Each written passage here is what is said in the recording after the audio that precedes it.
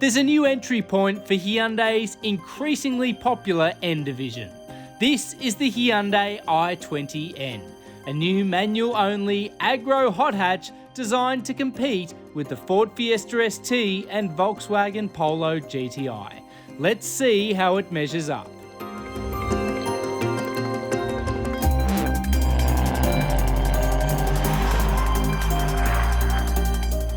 The N brand has been a game changer for Hyundai both in Australia and abroad, with the i30N leading the way since its introduction in 2017.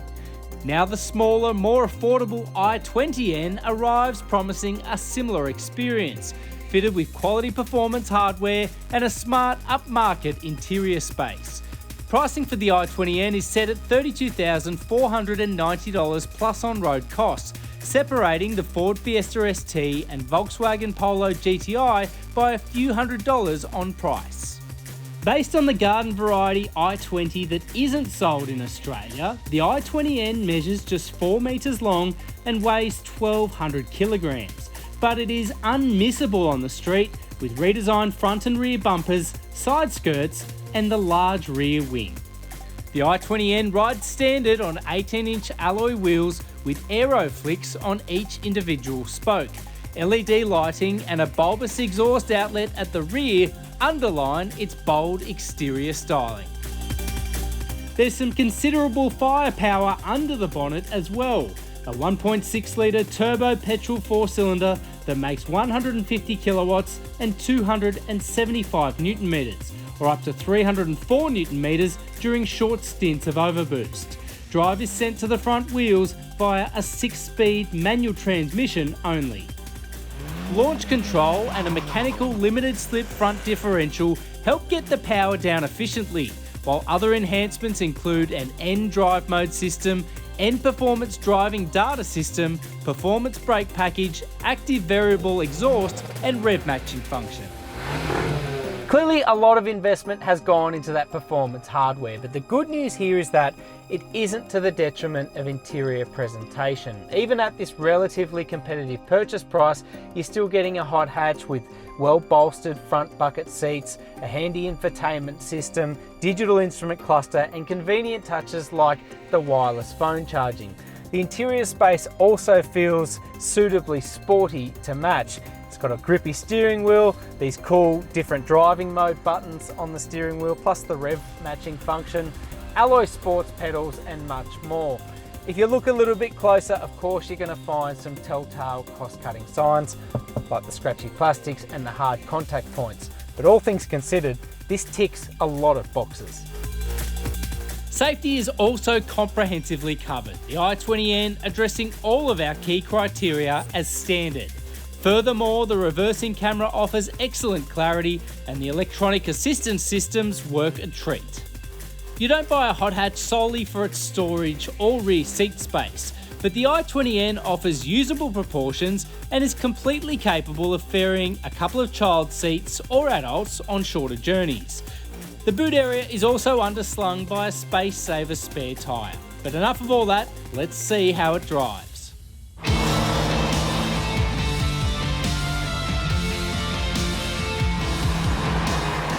Some hot hatches are Jekyll and Hyde, others are playful, many are just warm. But for me, the Hyundai i20N really is pretty feral from the moment you depress its starter button. Even in its most timid driving setting, the tuning of the key controls, the exhaust note, even the manual transmission, it all points to a hot hatch that likes to engage, a hot hatch that likes to have fun. That's also evident with some of the little reminders dotted around the cabin. For instance, there's a quirky feature. If you approach a set of S-bends and you're in one of the softer driving settings, it'll come up with a prompt on the screen asking you if you want to engage N mode. And for me, that really encapsulates what a hot hatch should be all about. When you do, the i20N doesn't exactly hang around. 0 to 100 takes just 6.2 seconds, and while peak torque comes online from 1750 RPM, the reality is the i20N is more of a rever than anything else. Find the right back road and the Hyundai i20N is an absolute hoot. For me, it offers a great, rewarding and involving driving experience. The engine pulls hard, especially from about 4,000 RPM, all the way through to its 6,800 RPM cutout. And it's a car that really does deliver on the basics, the tuning of the controls, the manual gearbox, the clutch, the crackle, the sound, the theatre, it's all there. It's got a great fast steering rack, great front end purchase, and it's a car that offers decent poise and balance for a front driven hot hatch. Probably the biggest limitation comes with that torsion beam rear axle.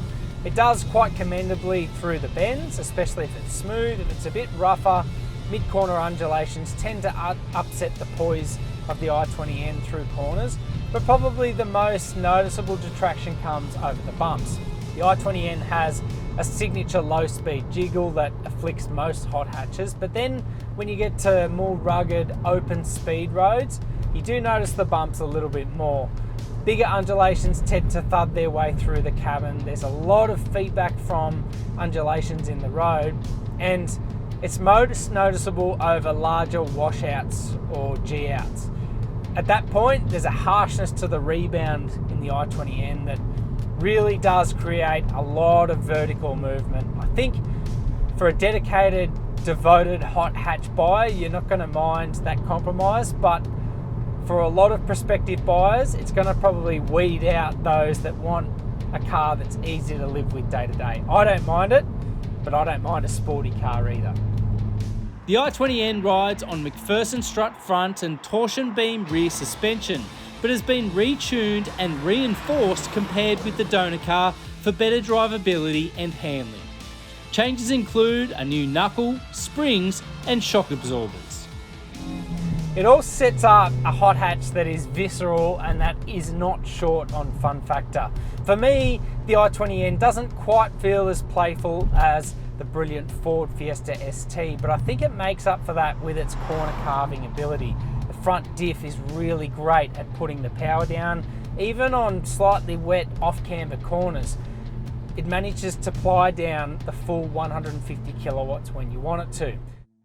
There's a little bit of torque steer through the steering wheel as well, but I think it all buys into the visceral feeling of the i20N. It feels like Hyundai engineers have deliberately gone for a car that isn't short on feeling and feedback, and if you're a dedicated driver, you're really going to thank them for it. On a circuit, the i20N really hits its straps, offering excellent grip, precision and agility. The i20N is backed by a 5-year unlimited kilometre warranty as well as cap price servicing. It features shorter 12-month, 10,000 kilometre servicing intervals than most Hyundai models. It all sets up a tempting comparison test with the Fiesta ST, one we can't wait for. In the meantime, the i20N undoubtedly extends Hyundai's new performance legacy. It's fun, it's loud, and it's manual, a combination that is increasingly difficult to come by for performance enthusiasts.